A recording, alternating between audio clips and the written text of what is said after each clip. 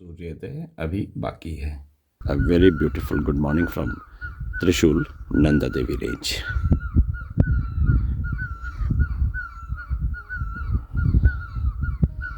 अब पश्चिम की चोटियों पर सूर्योदय शुरू हुआ।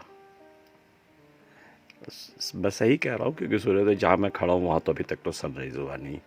दूर दूर तक सूरज का नामो निशान नहीं है। नीचे आप देख सकते हो बस्ती है, वहाँ भी अंधेरा ही है। लेकिन ये तो एक प्रोसेस है। इधर अभी पिंक रंग का है, यही सूर्योदय हो रहा है। और इधर कई मिनट पहले चूँकि हो चुका है त्रिशूली पर, तो आप देखो तो यहाँ पे तो एकदम ब्राइटनेस आ गई है। पिंकनेस ऑलमोस्ट ख़त्म है। यहाँ पे ऑलमोस्ट वाइटनेस आ चुकी है। तो ये प्रोसेस चल रहा है सूर्योदय का अभी भी। और ये है सूर्योदय का तीसरा चरण। सूर्य का प्रकाश अब उतना लाल नहीं रहा, उतना रक्तिम नहीं रहा, काफ़ी सफ़ेद होने लगा है। और ये कामेट और बंदरपूंछ चोटियां हैं गढ़वाल रीजन की। इस समय मैं जिस रिजॉर्ट में ठहरा हुआ हूँ वो दिग्विजय सिंह बोरा जी ने बनवाई है। बोरा जी हॉस्टल जमाने के मेरे मित्र हैं और यहाँ के स्थानीय कृषक हैं। फार्मिंग के अलावा उन्होंने कैंप साइट डेवलप की, adventure sports facility, rock climbing की ट्रेनिंग और ये रिजॉर्ट। तो रात में मैं इधर यहाँ अकेले ही रुका रहा। उधर संयोग से मेरे और उनके एक कॉमन फ्रेंड सुधीर शर्मा, वो भी हॉस्टल में मेरे जूनियर, और ये भी वो वहाँ रुके हुए उनके बंगले में। तो थोड़ी देर में वो लोग आएंगे और मुझे गांव घुमाने ले जाएंगे। लेकिन उसके पहले आइए मैं आपको इस रिजॉर्ट का एक छोटा सा चक्कर लगवा देता हूँ।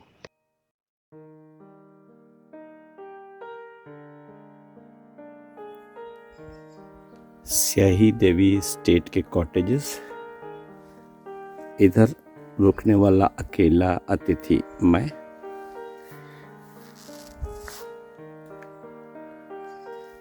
और प्रत्यक्ष में अगर किसी से भेंट है तो वो नंदा देवी रेंज।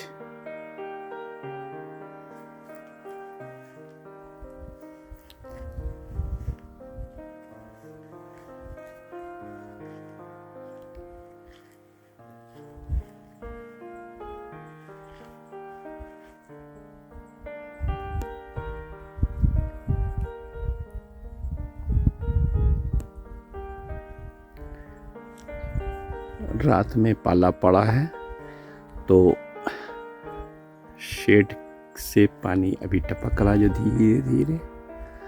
और ऊपर, ठीक ऊपर देखिए ये चांद।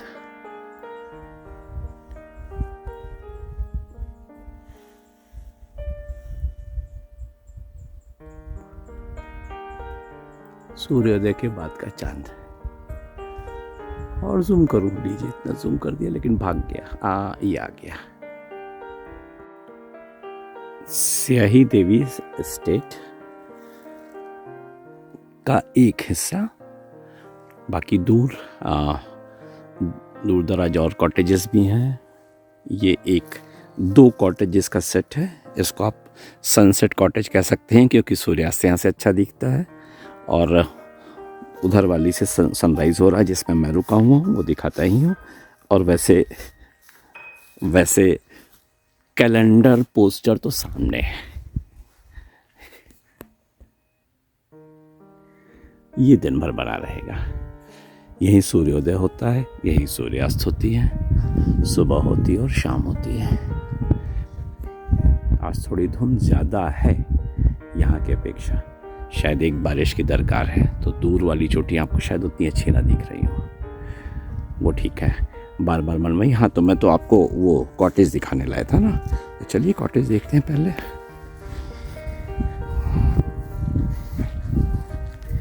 इधर सूरज चमकता है, इधर ये सीन है और ये है कॉटेज जिसमें मैं रुका हूँ। तो आप इसे यहाँ से भी देख सकते हैं, बिस्तरा। एंड आते हैं अंदर, अब चलते हैं वापस।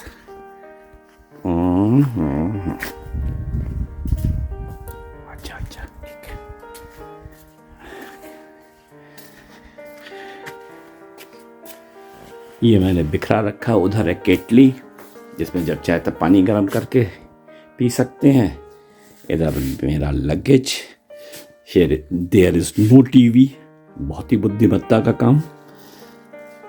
लैम्प शेड्स खूबसूरत प्यारे से, और रात में हल्की हल्की लाइट होती है अगर चाहे तो। फिर भी अगर पढ़ना चाहें तो बेड लाइट्स भी हैं। और ये वॉशरूम के लिए चले हम। सुसज्जित वॉशरूम है, इसमें एग्जॉस्ट भी है, गीज़र भी है, वेस्टर्न स्टाइल कमोड भी है, ब्यूटीफुल है सब कुछ। हाँ, तो ऐसी जगह को छोड़ के भला कौन जाना चाहेगा। हेलो, क्या नाम है तुम्हारा? रॉबर्ट। रॉबर्ट, तुम आवाज़ हो तब आएगा। रॉबर्ट, रॉबर्ट इधर आ। कैसे है, क्या कर रहा है? कैसे है रॉबर्ट? देखने में इतना बड़ा लंबा चौड़ा, लेकिन बताया गया कि बहुत ही प्यारा और एकदम आज्ञाकारी किस्म का है ना। ठीक है। और आप हैं गोवर्धन? गोधन, अच्छा ठीक। ये है कुर्सी, इस पर जब आदमी बैठ जाता है तो अफसर हो जाता है, नौकर हो जाता है, और 35 साल तक यही सब करता रहता है। और जब कुर्सी छूट जाती है तो आदमी यूँ रिलैक्स मोड में जाता है। हाथ सावधान की मुद्रा में नहीं रखो, मस्त रहो। अब कुर्सी को पकड़ लो, अब कुर्सी को ऐसे पकड़ लो जैसे कि मतलब ऐसी की तैसी, है ना। और ये है सुधीर मोहन शर्मा, 35 साल तक नौकरी किए, दूसरों को इंश्योर करते रहे, उस ज़िंदगी का जिसका कोई ठिकाना नहीं, उस संपत्ति का जिसका कोई ठिकाना नहीं। और अंत में उनको एक ज्ञान मिल गया कि सब छोड़ो यार, मस्त रहो, ईश्वर की शरण में जाओ। तो ये आ गए हैं स्याही देवी मंदिर के एस्टेट के शरण में। ये है बोरा साहब। इनको मैं तभी जानता था जब ये लड़के थे, अब से 30 साल पहले। अभी भी कोई शक्ल एक किसी ग्रुप फोटोग्राफ में दिखा के पूछ ले कि कौन है दिग्विजय बोरा, तो मैं उंगली रख के बता दूंगा। लेकिन ये देखिए, अब दाढ़ी सफ़ेद हो गई, मूछें कर्नल वाली आया है, एकदम नज़र न लगे वाली। और ये है उनका एस्टेट, स्याही देवी का ही एस्टेट है, वो तो इसके रखवाले हैं, है ना। और एक रात मैं यहाँ रह चुका हूँ मित्रों, तो मैं एक चीज़ शेयर करना चाहूँगा। मैं एकदम अकेले रहा, आसपास कोई नहीं था, और आज सुबह से भी अकेले बैठा था शांतिपूर्वक। सूर्योदय देखा, कल का सूर्यास्त भी यहीं से देखा था। ये एक चार्ज्ड प्लेस है, इसमें कोई संदेह नहीं। आप बस बैठ जाइए और 15-20 सेकंड भी मौन होके जाइए, इतने में ही। आप क्या सुन पा रहे हैं पीछे? पक्षियों की चहचहाट, चुप। इतने में ही ये मौन में लिए चला जाता है हमें। और ये पीछे दिख रहे हैं, उनका नाम है गोधन। और गोधन, गजधन, बाजीधन और रतन धन खान। जब आवे संतोष धन, तो हम इन तीनों, जो दो बूढ़े सामने दिख रहे हैं और तीसरा जवान जो मैं कैमरे के पीछे हूँ, हम तीनों को तो समझ में आ गया। और ये बिल्ली है, इसका नाम है ऐना। ये गजब प्यारी सी बिल्ली। ऐना आजा आजा आजा, पली भी है। ऐना आजा आजा आजा, ऐना क्यों नहीं आ रही है? आजा आजा आजा आजा। तो हम सबको समझ में आ गया कि जब आवे संतोष धन, सब धन धूरी समान। हमारे बोरा साहब को बहुत पहले ही समझ में आ गया है, कर्नली स्टाइल में बस सिगार पीते रहते हैं, खुश रहते हैं। और यहाँ पे सिर्फ ऑर्गेनिक खेती, सिर्फ प्रकृति से लेना, प्रकृति को देना। कहाँ जा रही है ना तू? हाँ, ये आ गई। और यहाँ पे अच्छे अच्छे कुत्ते, अच्छे अच्छे मुर्गे, मुर्गी, बकरी, यही हैं। आनंद ही आनंद है। अब पता नहीं बर्फ़ गिरती होगी तो क्या, कुछ नहीं होता होगा, घर में बैठे रहिए। पता नहीं तेज़ बरसात होती होगी तो क्या होता होगा, कुछ नहीं भाई, बैठे रहिए, है ना। आखिर ये पहाड़ क्या करते हैं? यही तो करते हैं। ये देखिए, समाध्यस्थ हिमालय। ये देखने से साफ अभी नहीं समझ में आ रहा है कि 3 शूल हैं, लेकिन सुबह और शाम एकदम स्पष्ट समझ में आता है कि ये 3 शूल हैं। और यही अंततः किस तरीके से मॉडरेट हो जाते हैं। आप अभी देखिए, दिन में कहीं कोई ना कांटा, न कील, न शूल, एकदम स्मूथ लग रहा है। अब हम जा रहे हैं कैंप साइट की ओर।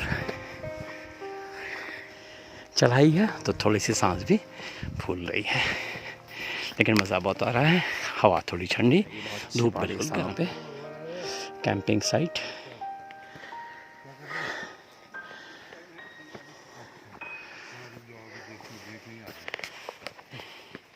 Private property, no entry. चूँकि दिग्विजय भैया की है, इसलिए वहाँ पे एंट्री करेंगे। कैंप।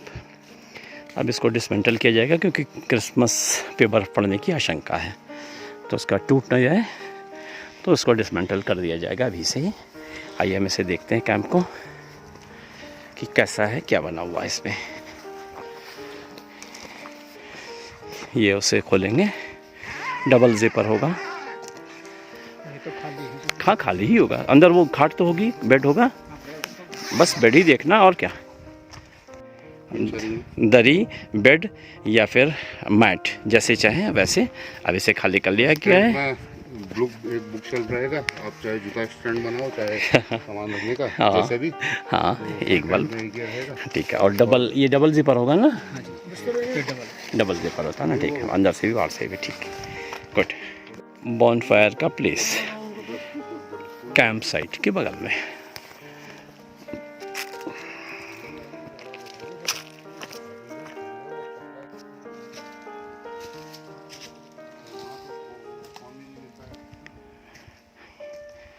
कैंप के ऑफिस की ओर जाते हुए लोग। कैंप साइट निचला हिस्सा, और इस सीढ़ी से चढ़ के आए। ये रहा किचन एरिया, यहीं पे लोग बफे के लिए ले लेते हैं।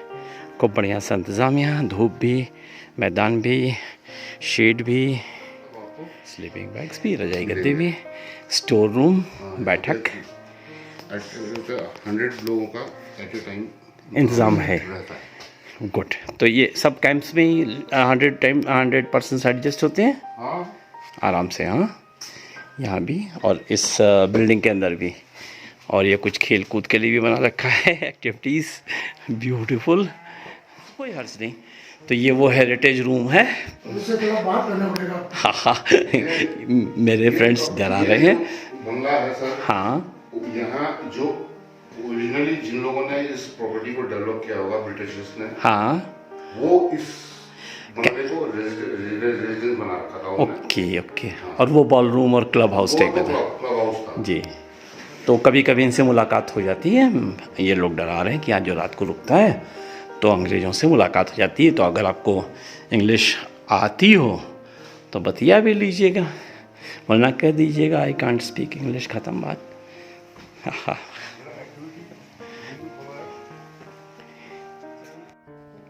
कैंप्स में कुछ रूल्स रेगुलेशंस का फॉलो करना बहुत ज़रूरी होता है, वरना ख़तरा हो सकता है। तो उसको मैंने स्टिल में भी ले लिया है, और आप भी चाहें तो पॉज करके देख सकते हैं। वरना इनका यही नहीं, किसी भी कैंप में फॉलो कीजिए। जैसे रात में अगर निकलना हो तो कम से कम 3 व्यक्ति एक साथ निकल ले, दो भी साथ निकलने से सुरक्षा नहीं है। नमस्कार मित्रों, कल आपने सोचा ज़रूर होगा कि इतनी दुर्गम जगह मैं करने क्या जा रहा हूँ। चलिए मैं अब आपको बता देता हूँ।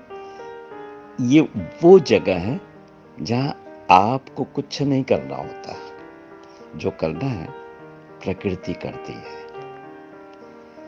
आपको जान के अब आश्चर्य नहीं होगा कि स्वामी विवेकानंद, जिनकी कुल आयु बहुत थोड़ी थी, उन्होंने यहाँ पे उस आयु में से 10 मूल्यवान दिन बिताए हैं। यहाँ वो समाधिस्थ हो गए थे। प्रकृति यहाँ पे सूर्यास्त कर रही है, आपने देखा, रात हुई, सूर्योदय हो रहा है, आकाश और पर्वत अपने रंग बदल रहे हैं, सब प्रकृति कर रही है। आप उसमें लीन हो जाइए, आप समाधिस्थ हो जाएंगे।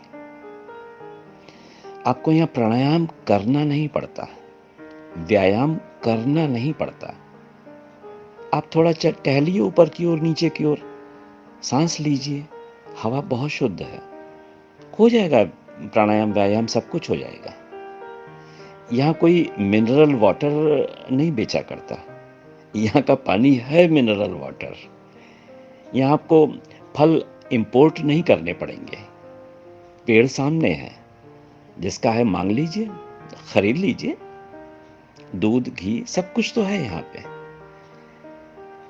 आश्चर्य नहीं होता कि अंग्रेज पहली बार जरूर 1815 में आए, तो 1947 तक लगातार रह गए।